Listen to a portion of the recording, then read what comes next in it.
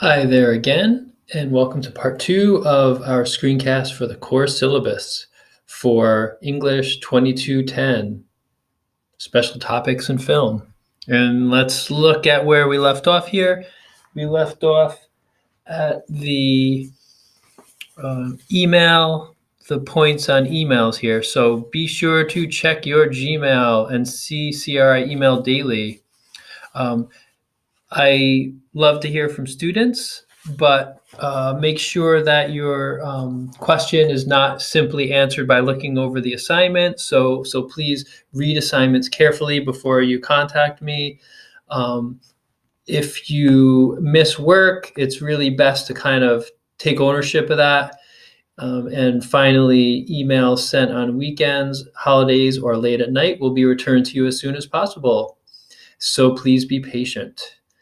It's essential that you properly format emails. I'll let you look at that on your own.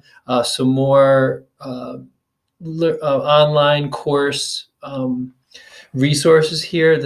These are both links to the CCRI website. So please take a look at those if you have any questions about online learning.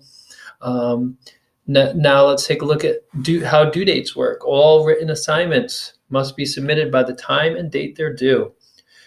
In this course, you will be responsible for submitting work to me by midnight each Wednesday. And so every Thursday morning, I will send out an email to you and let you know what's coming up for the next week. You'll jump over to Blackboard when you have time to start that work. And all the links and all the resources are in Blackboard. The email will just be to give you the overview. So the due dates are due on time. For each day an assignment is late, your grade will be reduced by 1/2 letter grade. It's your responsibility to get me that late work as soon as possible. I will not accept late work that's more than a week late. If it is, then you will get an F for that assignment. If you give me something that's 6 days late, it's still probably not going to be a passing grade because it's 5 points off per day. And the final paper, which we'll talk about in a little bit here, will not be accepted late. That has to be submitted on time. In addition, the assumption is you've taken 1210. So be sure that you're familiar with basic film terms and concepts. Take a look at the textbook. If you need some refreshers, if you don't know what mise-en-scène is, if you don't know the difference between a high angle and a low angle, you'll need to get in there and look at that. You will see a number of films which may not be the type of films you're used to watching. They're intended to illustrate the course's major terms and concepts. I do my best to find approachable films, but good films worth talking about. I like the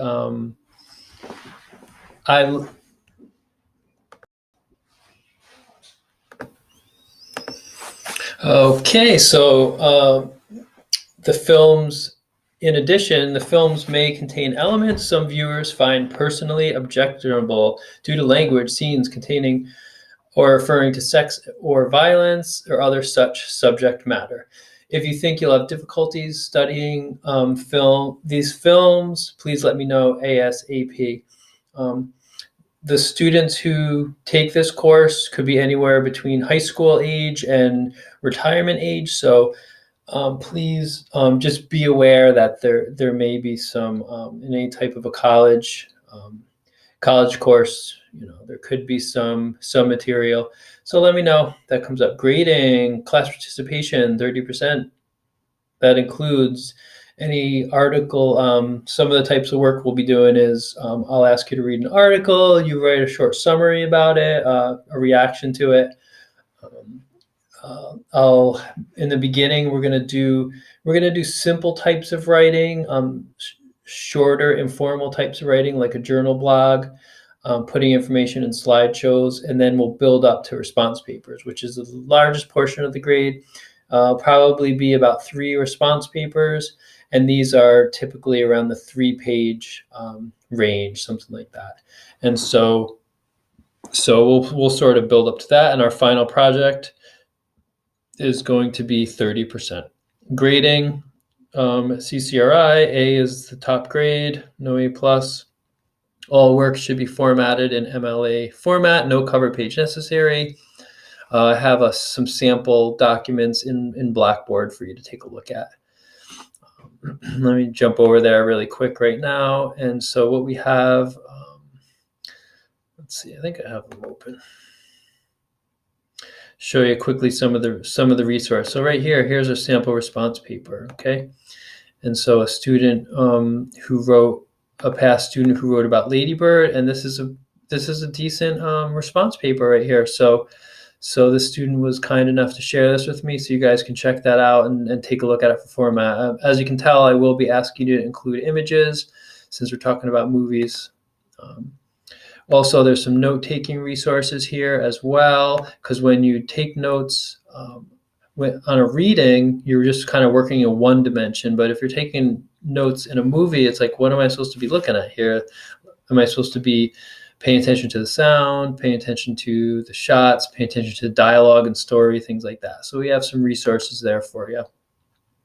Again, here's our textbook, and we have that in a PDF right there. Okay. Other expectations. You will only get as much out of this class as you put into it. You're always welcome to reach out to me once you've carefully read the assignment and given your best effort.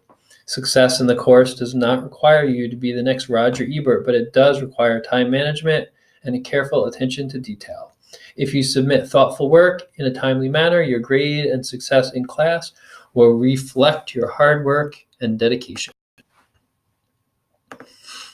As I said, the writing lab, there's a free tutor at every campus.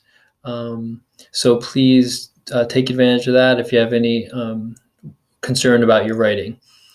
Academic accommodations. I recognize the complexities of being a student veteran. If you are a student veteran, please inform me if you need special accommodations.